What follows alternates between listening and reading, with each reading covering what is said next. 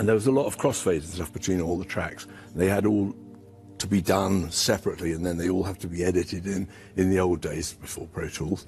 It was backstage in San Francisco, somewhere in the twilight haze of 1972, when David Gilmour first locked eyes with Grace Slick, and what began as an innocent conversation would eventually spiral into years of quiet conflict, hushed warnings, and emotional landmines that neither of them ever fully escaped. Gilmour, fresh from Pink Floyd's cosmic rise after Metal, was greeted by a woman who seemed like a rock goddess incarnate, Grace Slick, the voice of Jefferson Airplane, draped in velvet, eyes burning with untamed energy. But behind her magnetic aura was something else, something darker, harder to contain. Gilmour had seen eccentricity before. He'd seen brilliance blurred with madness in Syd Barrett. But Grace? She was another kind of dangerous.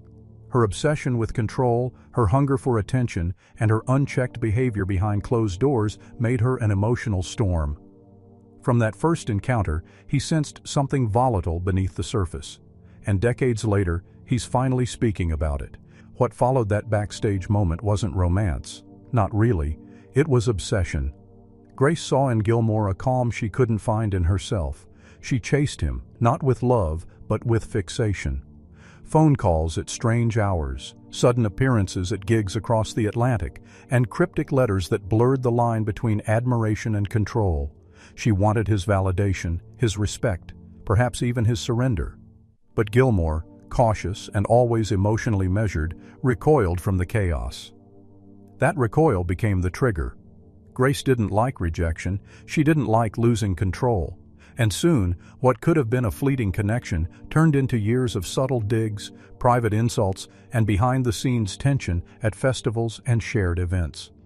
Friends close to both parties began to notice the tension, the cold glances, the cutting remarks, the energy that shifted when bought in. Each were in the same room. Grace Slick wasn't just a problem for Gilmour. She was a wildfire in a world built of matchsticks, brilliant, beautiful, and terrifyingly combustible.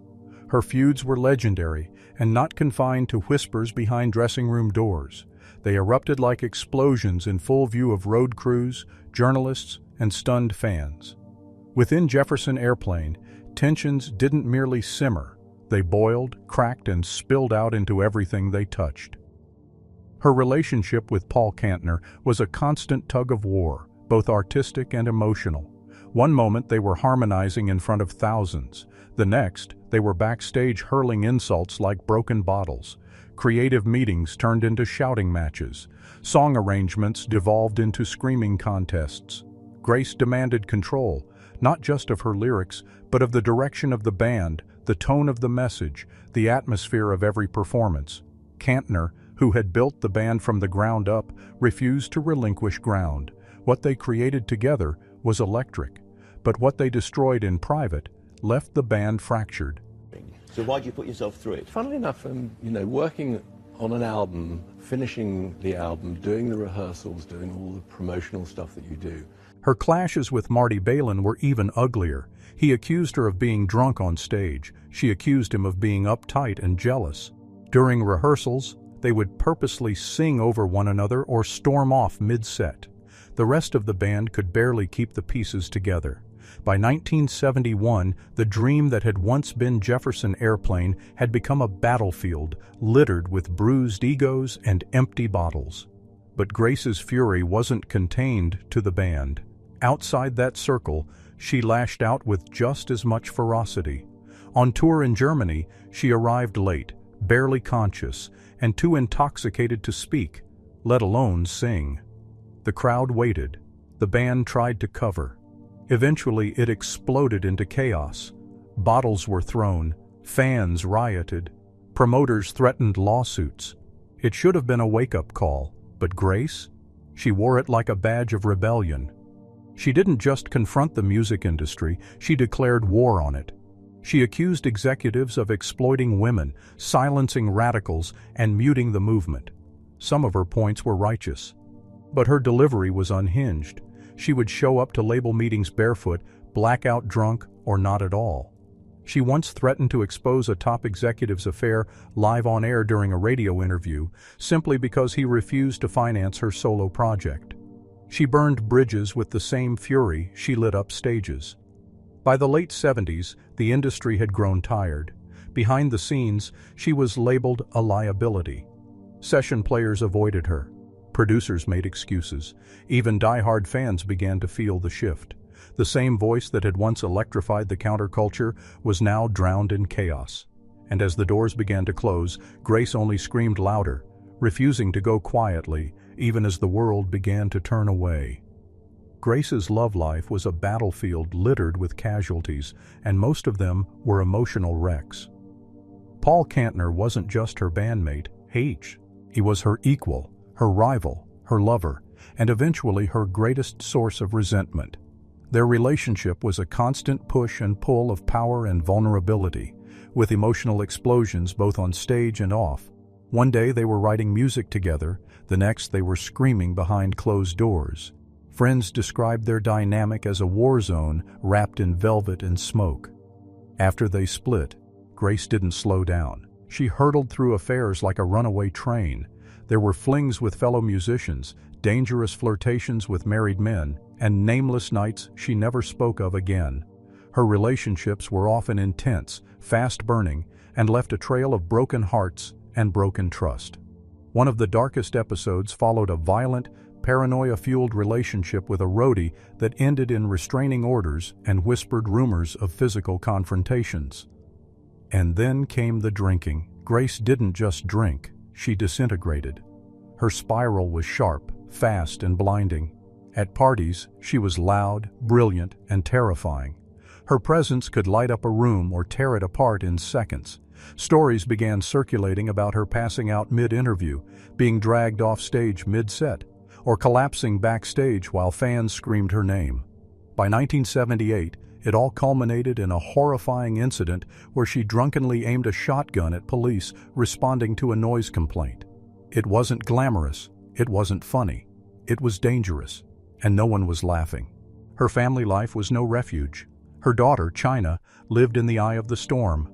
Grace would vanish for days without warning, only to return dazed, disoriented, and defensive. Birthday parties forgotten, school events missed, promises broken.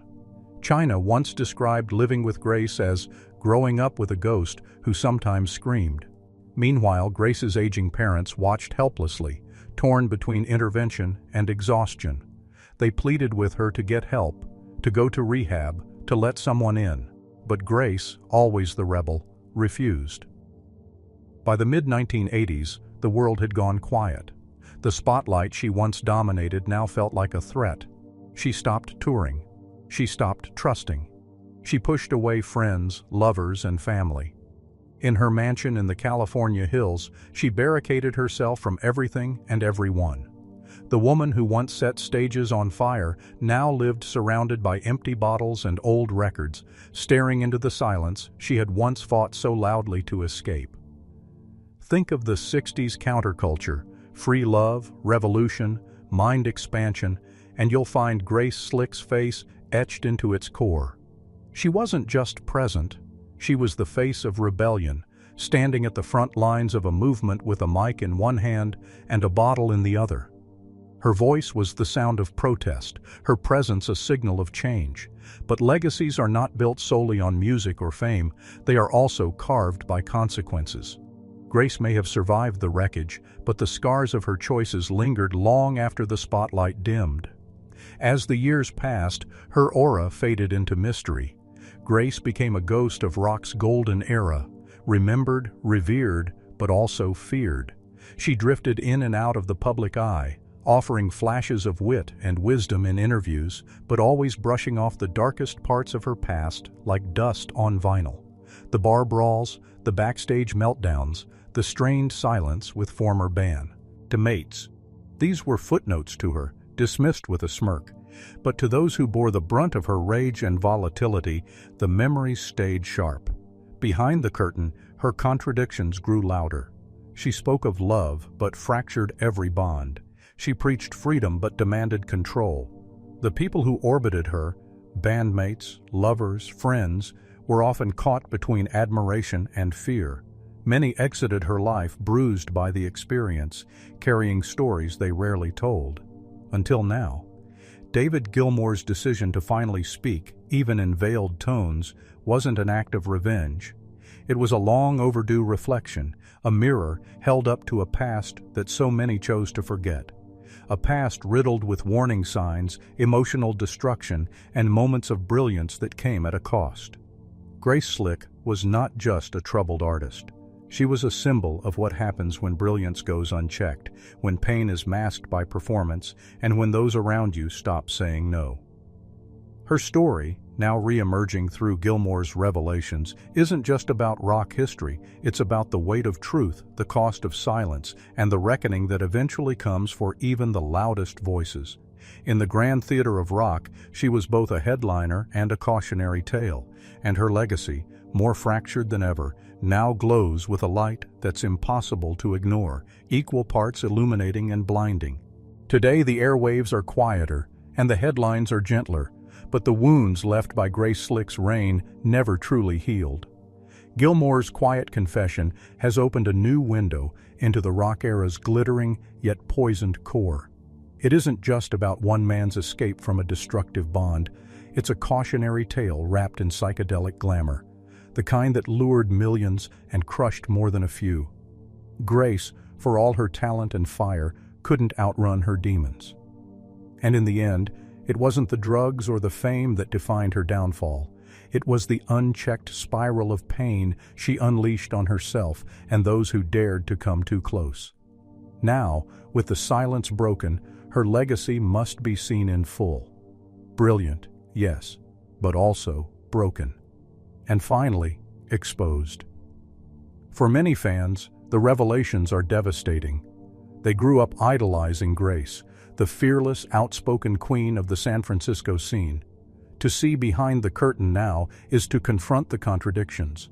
A woman who fought against the establishment while becoming destructive in her own kingdom. She sang about freedom, but lived in emotional imprisonment, dragging others in with her. Her music remains.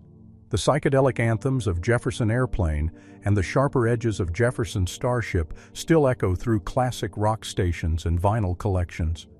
But now, those songs come with new weight. Lyrics that once sounded rebellious now ring with warning.